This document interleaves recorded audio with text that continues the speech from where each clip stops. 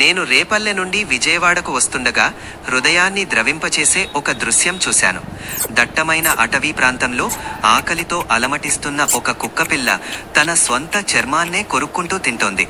దయచేసి ఈ మూగ జీవాలను ఎవరూ ఇలా అడవుల్లో వదిలేయకండి. ఈ భూమిపై జీవించే హక్కు వాటికి కూడా ఉంది.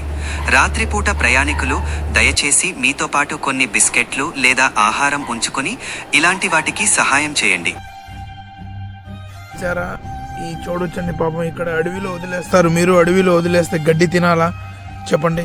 పాపం ఎంత ఇబ్బంది పడుతున్నాడంటే మనం ఎవరికి